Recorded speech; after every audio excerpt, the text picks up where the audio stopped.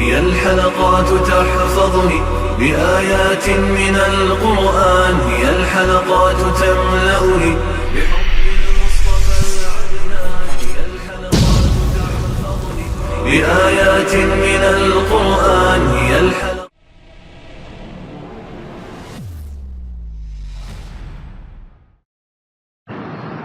سورۃ البقرہ آیت نمبر 254. اعوذ باللہ من الشیطان الرجیم، بسم اللہ الرحمن الرحیم. یا ایہا الذین آمنوا انفقوا مما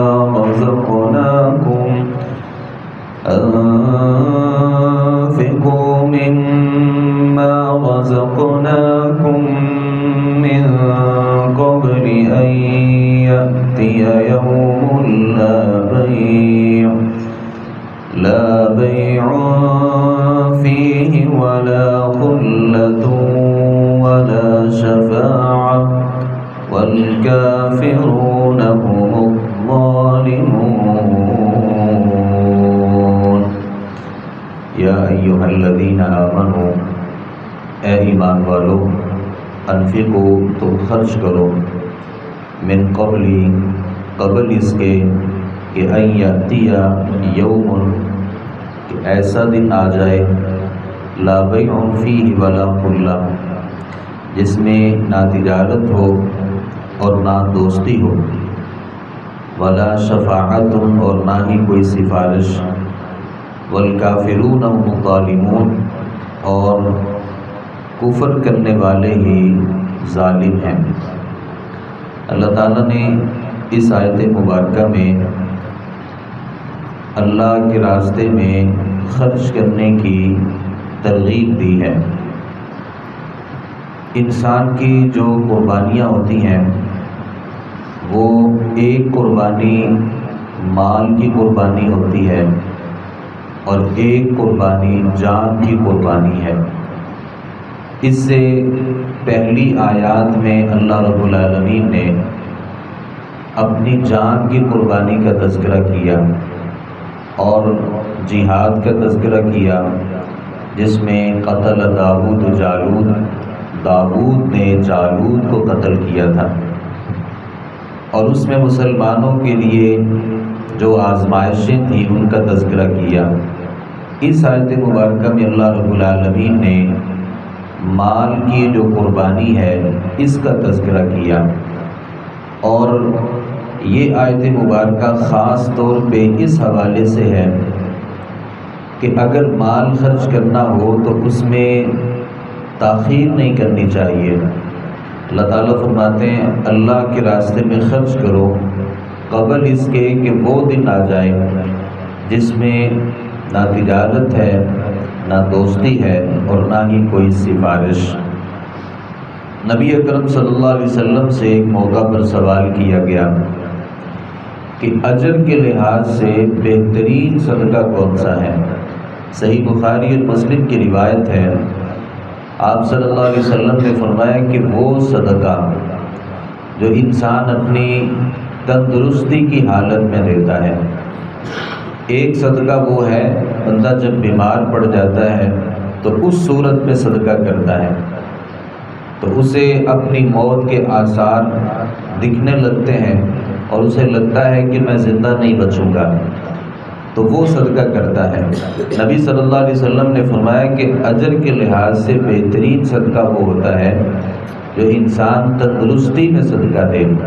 دوسری اس کی شرط یہ ہے کہ صدقہ جو اپنے مال کو اللہ کے راستے میں دے رہا ہے اس میں اس کی رغبت بھی ہو، یعنی ایسا مال نہیں ہے کہ وہ اسے پسند بھی نہیں ہے، بلکہ وہ مال ہے جسے وہ پسند بھی کرتا ہے. اور تیسری بات یہ ہے کہ اسے فقر کا اندیشہ بھی ہو، یعنی ایسے بھی لگے کہ اگر میں اللہ کے راستے میں یا ادھر ادھر پیسے دے دوں گا کہیں فقیر ہی نہ بن جاؤں، لیکن اس کے باوجود وہ صدقہ کر دیتا ہے. اور ساتھ نبی صلی اللہ علیہ وسلم نے فرمایا کہ زیادہ پیسوں کی اس کو طلب بھی ہو، 4 شرطیں جس صدقے میں پائی جائیں، نبی اکرم صلی اللہ علیہ وسلم نے اجر کے لحاظ سے اس صدقے کو سب سے بڑا صدقہ قرار دیا۔ تو اللہ رب العالمین بھی اس آیت مبارکہ میں فرماتے ہیں کہ صدقہ آپ کریں قبل اس کے کہ وہ دن آ جائے جس میں تجارت بھی نہیں ہے اور دوستی بھی کام نہیں آئے گی۔ اس دن سے مراد قیامت بھی ہو سکتی ہے، اور اس دن سے مراد بندے کا وہ دن بھی ہو سکتا ہے جس دن اسے موت آئے گی، کیونکہ بندے کی قیامت اسی وقت شروع ہو جاتی ہے جب اس کی روح قبض ہوتی ہے۔ تو یہ سمجھنا کہ یہ صرف وہ قیامت کا دن ہے، بلکہ ہم میں سے ہر بندے کی قیامت اس وقت شروع ہو جاتی ہے جب اس کی روح قبض کر لی جاتی ہے۔ تو اس میں تو کوئی زیادہ وقت نہیں ہے، اور کسی کو اس چیز کا اندازہ نہیں ہے کہ اس کا جو آخری دن ہے وہ کب آئے گا۔ اللہ رب العالمین نے یہاں 3 چیزوں کا تذکرہ کیا۔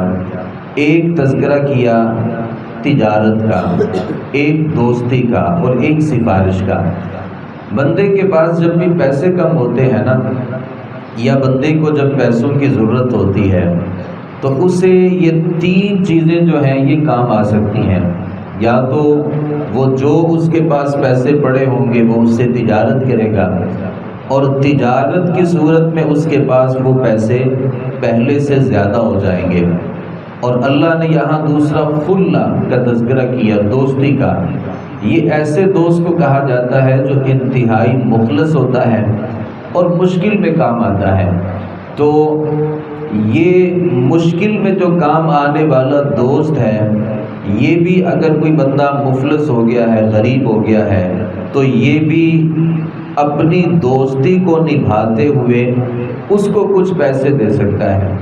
اور تیسری جگہ پہ اللہ رب العالمین نے تیسرے نمبر پہ سفارش کا تذکرہ کیا۔ بسا اوقات جو سفارش ہوتی ہے یہ بھی مشکل سے کسی بندے کو نکالنے میں کام کرتی ہے۔ تو اللہ نے ان تینوں چیزوں کی نفی کر دی کہ اس دن نہ تو کوئی تجارت ہوگی، نہ ہی کوئی دوست کسی کے کام آئے گا، اور نہ ہی کوئی سفارشی ایسا ہوگا کہ جو اس مشکل میں پھنسے ہوئے آدمی کے لیے سفارش کر دے۔ آگے اللہ رب العالمین فرماتے ہیں والکافرون هم الظالمون، جو کافر ہے نا وہ ظالم ہے۔ یہ آیت مبارکہ کا جو یہ ٹکڑا ہے، اس سے علماء نے یہ مطلب نکالا ہے کہ جو فرضی زکوٰۃ ہوتی ہے نا، کیونکہ یہ آیت مبارکہ اللہ کے راستے میں خرچ کرنے کے حوالے سے ہے، تو جو فرضی زکوٰۃ ہوتی ہے اس کا جو انکار کرنے والا ہوتا ہے وہ کافر ہے۔ دلیل یہ آیت مبارکہ والکافرون هم الظالمون، کافر ہی ظالم ہیں۔ اور یہاں ان کافروں کا تذکرہ ہے جو اپنی زکوٰۃ اللہ کے راستے میں نہیں دیتے۔ اور ہمیں پتہ ہے کہ سیدنا ابو بکر صدیق رضی اللہ عنہ نے ان لوگوں کے خلاف جہاد کیا تھا جو اللہ کے راستے میں تو زکوٰۃ دیتے تھے، اللہ کے نبی صلی اللہ علیہ وسلم کے زمانے میں تو زکوٰۃ دیتے تھے۔ جیسے ہی نبی صلی اللہ علیہ وسلم اس دنیا سے تشریف لے گئے تو انہوں نے سمجھا کہ اس زکوٰۃ کا جو تعلق تھا وہ اللہ کے نبی کی زندگی کے ساتھ تھا، لہٰذا نبی صلی اللہ علیہ وسلم اگر نہیں رہے تو زکوٰۃ بھی نہیں رہی۔ ابو بکر رضی اللہ عنہ نے کہا تھا اس موقع پر کہ جو اللہ کے نبی صلی اللہ علیہ وسلم کے زمانے میں ایک رسی بھی زکوٰۃ دیا کرتا تھا اور اب نہیں دے گا تو میں اس کے خلاف جہاد کروں گا۔ تو والکافرون هم الظالمون، والکافرون هم الظالمون، یہ جو کافر ہے یہی حقیقی معنوں میں ظالم ہے جو اللہ رب العالمین کے راستے میں فرضی زکوٰۃ ادا نہیں کرتے۔ اس سے یہ بات بھی سمجھ میں آتی ہے کہ نفلی جو صدقہ ہے نا یہ بھی دینا چاہیے، اور کوئی بندہ کبھی بھی نفلی صدقہ نہیں دیتا۔ وہ یہ سمجھتا ہے کہ چونکہ زکوٰۃ تو میرے اوپر فرض ہی نہیں ہوئی، یا زکوٰۃ فرض ہوئی ہے وہ زکوٰۃ ہی دیتا ہے، نفلی طور پہ صدقہ کبھی بھی نہیں کرتا، تو یہ آدمی بھی ظالم ہے، اور یہ آدمی بھی ایک بہت بڑی غلطی پر ہے۔ اللہ تعالیٰ سے دعا ہے صحیح معنوں میں قرآن مجید کو سمجھنے، اس پر عمل پیرا ہونے کی توفیق عطا فرمائے۔ وما علینا الا البلاغ المبین۔